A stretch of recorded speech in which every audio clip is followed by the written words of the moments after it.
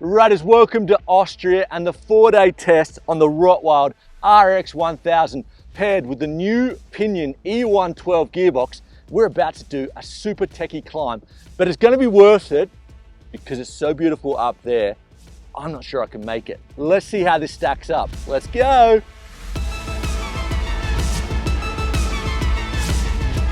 So we're in one. We're going to stay in one. It's slippery, it's tech, it's off camber. We've got to get this right corner right, and we're up and over, and it was worth it.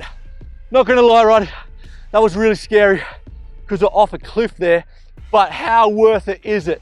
So in this 4-day review, we're gonna look at how much power it has, how those gears change, how is the overrun, so when you're over the top of the limiter, how much drag it has, how does it compare to all the other motors on the market, how does it compare to a traditional derailer, and the range, and loads more. So let's get into it.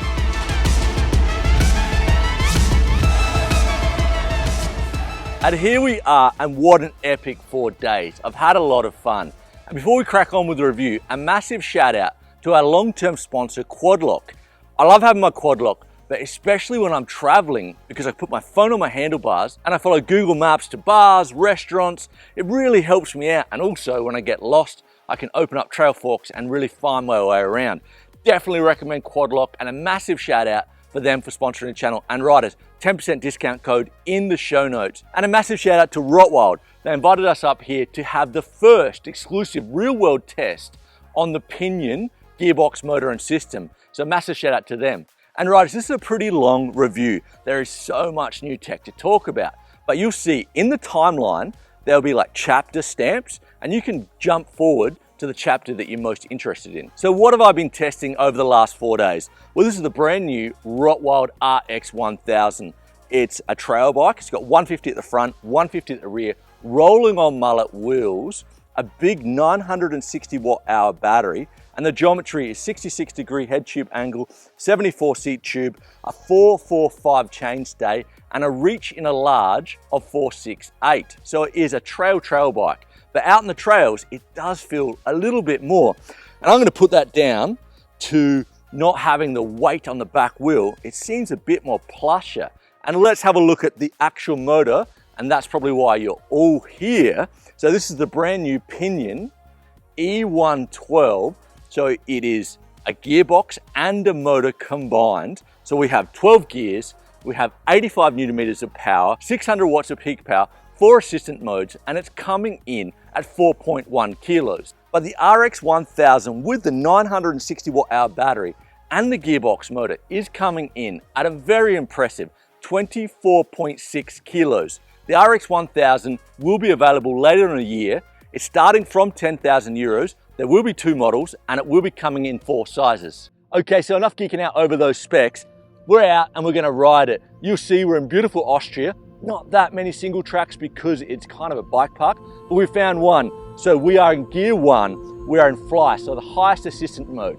Let's see how much power it has, how we change the gears going up this steep uphill. Let's go.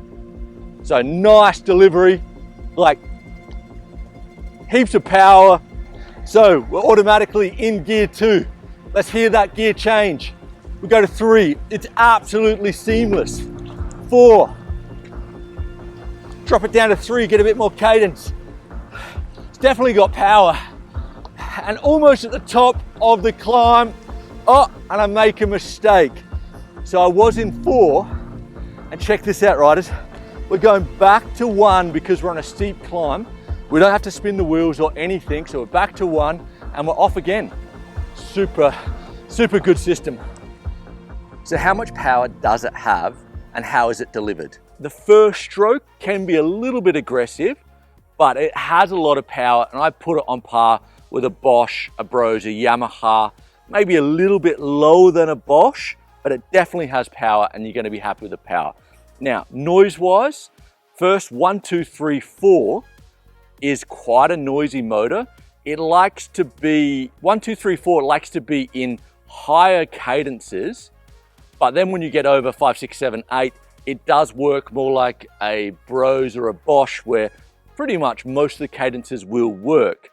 But 1, 2, 3, 4, the noise is quite high, but then when you go to 5, 6, 7, 8, the motor does quiet down. And if you're not doing really steep climbing, most of the time you are in those higher gears. And now out to the trails to see how it sounds. And I just changed it to 2 and I didn't even feel the change. It was super smooth and it just does it really well. And then let's go into 3 and you might hear it. Let's just hear that sound for a second. I'd say when you get up to like 3 and 4, 2, 3 and 4, the motor is reasonably noisy. Definitely noisier than a Brose and a Shimano.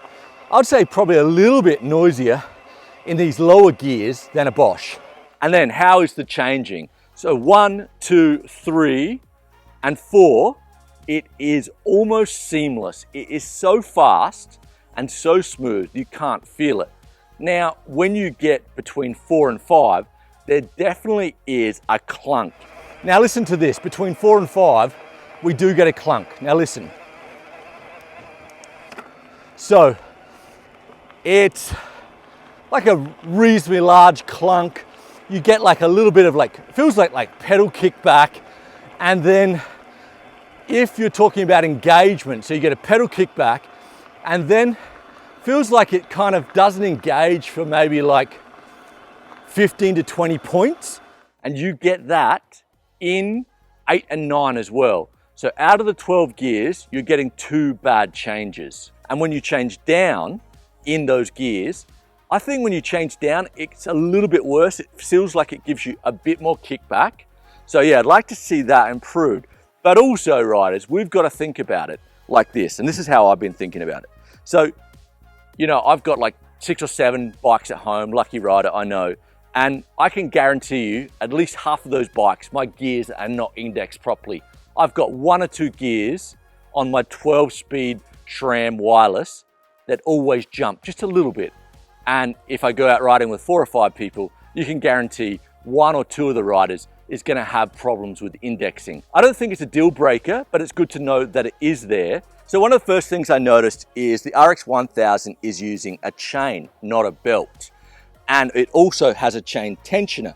But you'll see that chain tensioner is in line with the chain at the back, so it's not sticking out like a traditional derailleur. And I asked Rotwild why they've done this, and they tested the belt system and the chain, and they decided that the chain was more responsive, where the belt was kind of a little bit lazy on the uptake when you pedaled. It just had a bit of a delay, and this definitely does not have a delay. The favorite part of the reviews, how does it ride? Ew. So 4 days on the RX1000 Rotwild. And first up, how's the bike ride on the downhill trail stuff? So it is a 150 mullet e-bike. And I'm gonna say, with no derailleur and no cassette at the back, the suspension is really active. And I definitely think there's something in that. I definitely think this bike feels more like 160 at the back. Definitely handles the chunk really well for a 150 trail bike. But you know, I would have to try one of their similar bikes like the RX750 to know what really that difference is. But initial thoughts blown away. And how's the motor react when you're downhilling? Well, the gears do change up and down depending on not your cadence, but your speed that you're riding at. So I don't really understand it, but it is quite good. And if I was racing like the EWS, I always found myself in the wrong gear when I was racing. And little jump there. I always found myself in the wrong gear. But you know, sometimes, you know, it doesn't pick the right gear. So sometimes it's perfect, sometimes it's not. And you probably have picked up when it gets a bit chunky and nasty, only when you're really going for it. There's a clunk in the motor when you're jumping. And you hear it right there. Listen, on those dropouts, but you really need to be like going at top speed and hitting chunder and chunk and jumps to hear it. I think the R.X1000 is a sensational trail bike. It's my first time riding a Rotwild. Anyway, back to the review. And riders, I want to mention, I did reach out to Pinion after this review, and they are very adamant there is no clunk or rattle coming from the motor. So it could have been a connection with the battery. And remember, this is a test e-bike. And now into appearance and ergonomics of the new Pinion system. Okay, so the motor is a little bit bigger than the other motors on the market, but riders, we have a 12 gearbox motor in here, so it's not very big. The remote, I'm gonna say the remote's a little bit big and also have to lift my thumb up and over to get into it. I'd like to see the remote a little bit smaller. The changer, amazing. It's an electronic changer, but it feels mechanical, really good one. And the battery, this is a 960 watt hour battery. You can see the shape here. It's not ugly, it's different, but you can definitely see the battery in the frame. But with the 720, it is definitely streamlined. And I want to talk a little bit about the 4 assistant modes. So we've got Eco, then 2 automatic modes, and then Fly, so the top assistant. Now I did spend most of the time in the top assistant mode, but I did check out Eco and the 2 auto modes.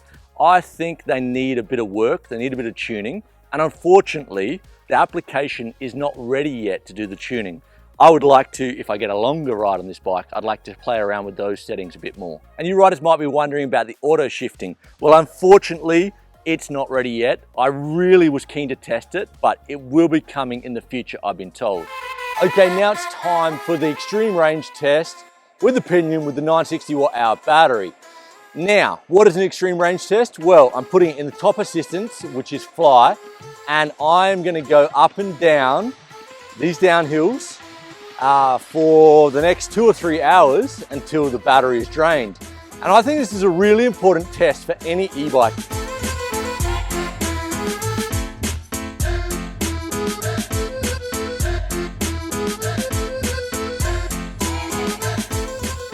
And there you go, riders, the extreme range test is done. You cannot do an e-bike motor review without talking about range. So we did 2.5 hours in the saddle. We burnt 1,233 calories, average heart rate 134, and we did 37.5 Ks. And the most important part, because I always talk about range in vertical meters climbed, because we are riding mountain bikes in the mountains. And we got a very impressive 1,833 meters of vertical climbing. So I was very impressed with the range test. And if I'm honest, when I saw the 960 watt hour battery, I thought the Pinion system could be thirstier than the other motors on the market, and I thought it could be the weak spot, but I was wrong. So if you have the same size battery, so let's say a 750, you're gonna get similar range numbers to a Bosch, a Brose, and a Yamaha. So it's definitely a player. So when you run out of battery, you can actually use the gears for the next 2 hours. And how does the motor feel over the limiter or with no battery? Well, I didn't notice any extra significant drag. I always find full powered electric mountain bikes coming in at 24 kilos. They don't pedal that great without a battery. So you're better off riding your e-bike with a battery. So now would be the time to compare it against other e-bike motors on the market and a traditional derailleur. So if we're talking about power, it's there. 85 newton-meters of power, it's definitely there. Probably the Bosch has got the most power, but this is fine. You're definitely going to be happy. So I know you riders are probably thinking 4.1 kilos is not a lightweight motor. When you compare it to a Bosch, a Brose, a Yamaha, coming in around 2.6 to 3 kilos. But what we're not thinking about is that let's say you put a SRAM GX, derailleur, chain, cassette, and changer, you're adding about 1.5 to 2 kilos of weight on the back wheel. Now with the Pinion, the 4.1 kilos is here, so it's actually making the bike very planted, and there's no weight on the back wheel, or less weight on the back wheel, making the suspension way more active. And I definitely felt it. I didn't think I would, but I did. And this is a 150 trail bike, so 150 suspension in the back. And for me, it felt like more like 160, super plush off the top, but it didn't bottom out. It was really good suspension kinematics for a 150 trail bike. And how about the noise? Well, in 1, 2, 3, 4, I'd say this probably is the noisiest motor on the market at the moment. But when you go up to 5 to 12, it does quieten down, and I'd say it's comparable to maybe a Yamaha or maybe a Bosch, something like that, or maybe more closer to a Bosch. So overall, how does it compare to a traditional derailleur and a modern e-bike motor? Well, I'm gonna say if you're an aggressive mountain bike rider that also always has their gears indexed, always loops their chain, always cleans their chain, then I think the SRAM system, the SRAM wireless, is still probably top of the line. But if you're like Nico, sorry Nico, I always mention Nico, he is so brutal on bikes, he always breaks derailleurs, he never cleans his bike, he never greases his chain, and I have to index the gears always. So I'm gonna say it's a no-brainer for someone like that because the maintenance is pretty much zero. So we have to do a 10,000 K oil change. You don't have to index your gears anymore. You don't have a derailleur, you do have the chain tensioner, but as I said, it is in line with the chain, so it definitely doesn't stick out. Less things to break, so that's an absolute win. So let's talk about cost of the new Pinion system. So if we use this bike as an example, so this is the R.X1000 from Rotwild. This is the top of the model, and it's coming in at 12,000 euros. And if we use Rotwild as an example, one of their new bikes using the Shimano EP8, it's the R.X735. So it's got the Shimano EP8 and a 720 watt hour battery. Now in a similar spec, that's coming in at 13,000 euros. So it seems like it's coming in on par or even a little bit cheaper.